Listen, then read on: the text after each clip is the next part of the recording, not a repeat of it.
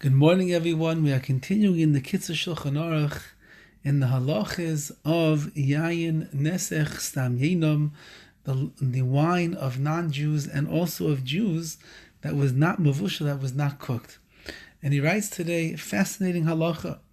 We mentioned yesterday that if you have wine of a Jew that is not cooked, it wasn't boiled to 175 degrees, if a non-Jew comes along and touches it or pours it, so then they render that wine unusable for the Jew. However, tavshil shel yayin, ma'orev bo ve'einenu nicker.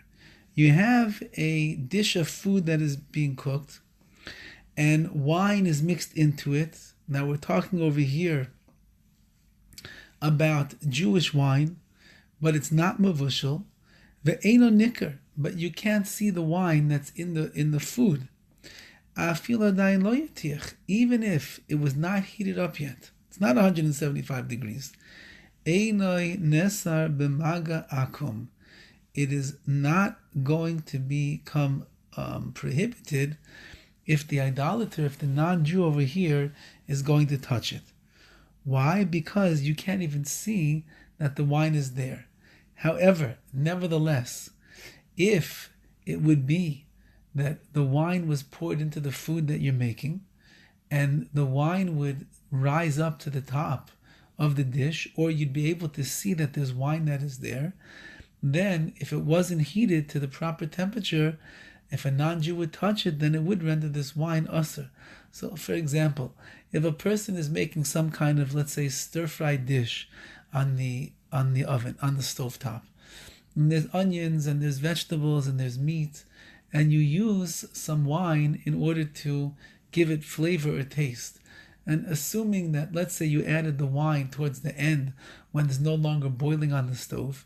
So since that you can't see the wine that's there, it's just an enhancement and it's just mixed in.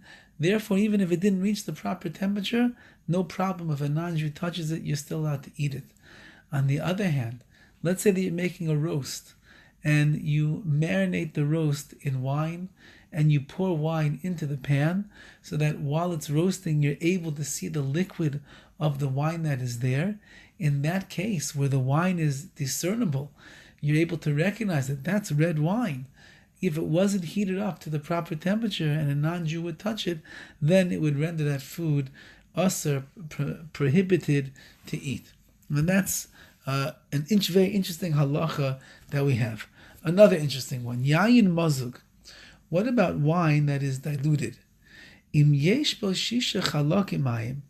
If there's 6 parts of water to 1 part of wine, batel hayayin, then the wine is technically nullified because it's more water than it is wine, and we lose the taste and the flavor of the wine. And therefore, ve'eino nesar b'maga akum. If a non-Jew would end up touching that liquid, which is 6 parts water and 1 part wine, they will not prohibit the wine by touching it. Why? Because it's no longer considered to be wine. Fine, we don't have such very often where you'll do such a thing, but if in fact you would dilute your wine to that extent, then a person would know that if the non-Jew touched it, they really have nothing to worry about. Okay, we'll stop here today in the laws of Yayin Nesech Stam Yinom and the wine of the Jews that is not yet mavushal, not yet cooked. And Be'ez Hashem, we shall continue tomorrow with more interesting insights into these halachas. Wishing everybody a wonderful, wonderful day.